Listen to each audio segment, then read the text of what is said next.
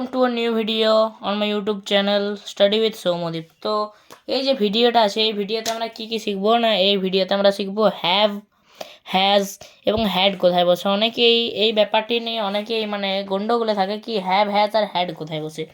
তো প্রথমেই আমরা লিখে নিচ্ছি আর যে টপিকটা আমরা দেখবো না হ্যাভ, হ্যাজ, হ্যাড এগুলো কোথায় বসে। এটাও কিন্তু খুবই গুরুত্বপূর্ণ জিনিস।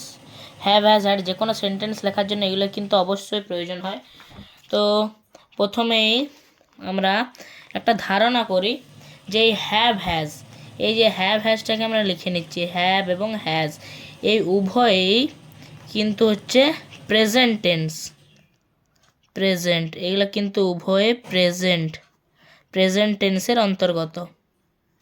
এগুলো কিন্তু উভয় প্রেজেন্ট টেন্সের অন্তর্গত। এই হ্যাভ অ্যান্ড হ্যাজ এগুলো কিন্তু দুটোই কিন্তু প্রেজেন্ট টেন্সের অন্তর্গত। এবার হ্যাডটা তাহলে কোন টেন্স? হ্যাডটা হলো পাস্ট টেন্স। হ্যাডটা হলো পাস্ট টেন্সের অন্তর্গত। কোন টেন্স? না পাস্ট টেন্সের অন্তর্গত। কিভাবে? হ্যাভ আর হ্যাজ, হ্যাভ মানেও আছে, হ্যাজ মানেও আছে। এবার হ্যাড মানে কি? তাহলে হ্যাড মানে হচ্ছে ছিল।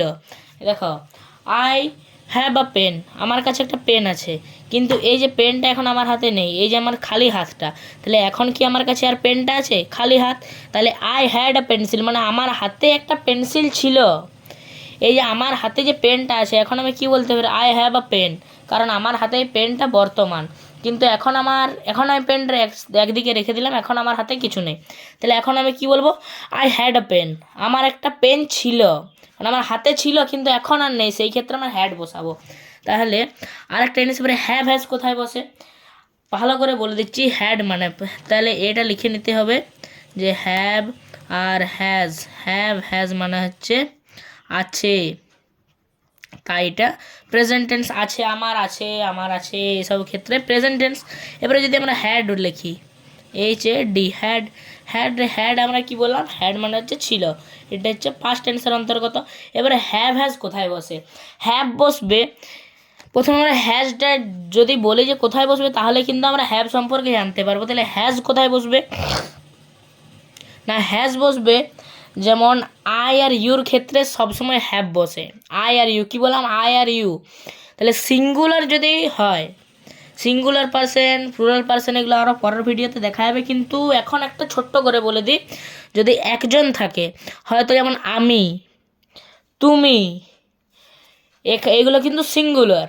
আমি, তুমি, সে, এগুলো কিন্তু সিঙ্গুলার পার্সন, মানে সিঙ্গুলার পার্সন অর্থাৎ হচ্ছে একজন।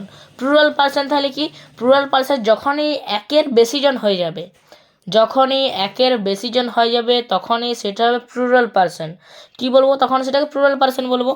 তাহলে সিঙ্গুলার নাম্বার যখন থাকবে, সিঙ্গুলার পার্সন বা সিঙ্গুলার ক্ষেত্রে সবসময় এস ভার্ব বসবে।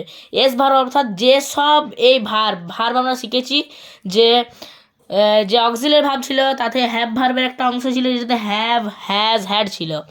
এই হ্যাজটা তাহলে যখন কোনো সিঙ্গুলার বোঝাবে, যখন একজনকে বোঝাবে, তখন হ্যাজ হবে। যেমন ইট হ্যাজ, আর হবে হি হ্যাজ। এবারে আরও লিখতে পারি she has, Ram has, Sita has. এগুলো আমি হ্যাজ কেন লিখলাম? ইটটা দেখো, ইহা হচ্ছে একজন। হি হ্যাজ, হি মানে একজনকে বোঝাচ্ছে, তাই হ্যাজ। সি বলতো একজনকে বোঝাচ্ছে, তাহলে হ্যাজ। রাম বলতো একজনকে বোঝাচ্ছে, তাহলে হ্যাজ। আর সীতা বলতো একজনকে বোঝাচ্ছে, তাই এস ভার্ব অর্থাৎ হ্যাজ। এস ভার্ব বলতে যেসব ভার্বে এস থাকে, যেমন ইজ, ওয়াজ, এসব ভার্বগুলো, ইজ, ওয়াজ, তারপরে আরও হ্যাজ, এইসব ভার্বগুলো এস ভার্ব। তাহলে আমরা বলতে পারি একটা কথা, সবাইকার এই ধারণাটা আসবে, যদি সিঙ্গুলার ক্ষেত্রে এস ভার্ব হয়, অর্থাৎ এখানে যদি হ্যাজ বসে হ্যাভ, হ্যাজের তুলনায়, তাহলে আয়ের ক্ষেত্রে হ্যাজ এবং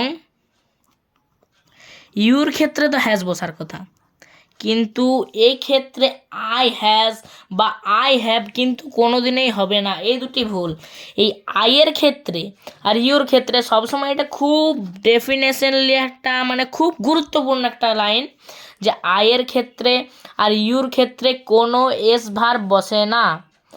আই আর ইউর ক্ষেত্রে কোনো এস ভার্ব বসে না। আই যা আই অ্যাম, ইউর ক্ষেত্রে ইউ আর, ইউ ওয়ের, ইউ ওয়াজও হবে না, ইউ ওয়ের। আয়ের ক্ষেত্রে কোনো কোথাও এস ভার্ব বসবে না। তা আয়ের ক্ষেত্রে কি বসবে? I have. যেহেতু আয়ের ক্ষেত্রে এস ভার্ব বসবে না, অর্থাৎ এখানে হ্যাজও বসবে না, আই ইজ তো হবেই না। আই হ্যাভের তুলনায় হ্যাজ হবে না, কারণ আয়ের ক্ষেত্রে সবসময় হ্যাভ হয়। হ্যাজের ক্ষেত্রে হ্যাভ হয়, কারণ আয়ের ক্ষেত্রে আই সিঙ্গুলার, কিন্তু আয়ের ক্ষেত্রে কোনো এস ভার্ব বসবে না, তাই এখানে আয়ের ক্ষেত্রে হ্যাভ। এরপরে আমরা বলতে পারি ইউ যেটা আছে, ইউর ক্ষেত্রেও কিন্তু হ্যাভ।